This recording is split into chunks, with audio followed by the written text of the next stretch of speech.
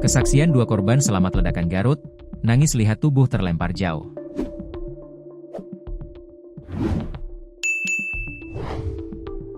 Ada kisah mengharukan di balik musibah ledakan bom di Desa Sagara, Garut, Senin 12 Mei 2025. Ternyata, ada dua korban selamat dari tragedi pemusnahan bom atau pemusnahan amunisi tak layak pakai tersebut.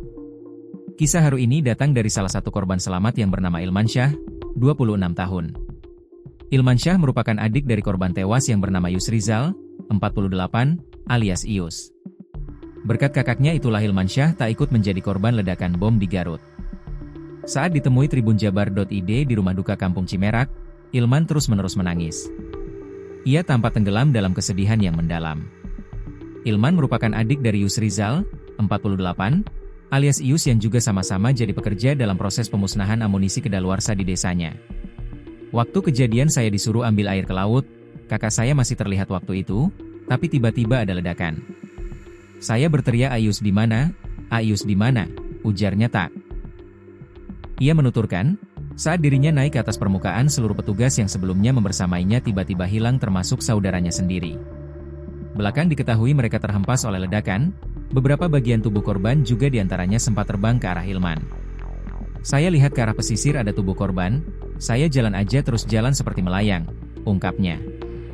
Ia kemudian berjalan ke arah tempat parkir mobil untuk memastikan teman-teman yang bekerja dengannya masih hidup. Namun, hasilnya tetap nihil. Semua orang di lokasi bahkan kakaknya yang ia cari sudah tidak ada. Saya takut sekali, ada serpihan-serpihan kulit.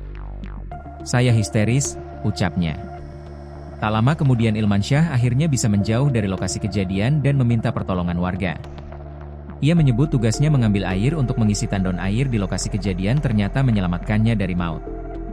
Namun, ia menyebut masih mengalami trauma atas kejadian tragis yang menimpa keluarganya itu. Trauma ia? Masih syok kalau lihat orang sedih, ucapnya. Kepala Dinas Pengendalian Penduduk Keluarga Berencana, Pemberdayaan, Perempuan dan Perlindungan Anak Depopapa Kabupaten Garut, Yayan Waryana mengatakan pihaknya akan mendampingi keluarga korban dalam proses trauma healing. Kita terjunkan 9 orang, kita akan dampingi untuk proses trauma healing, ujarnya kepada tribunjabar.id.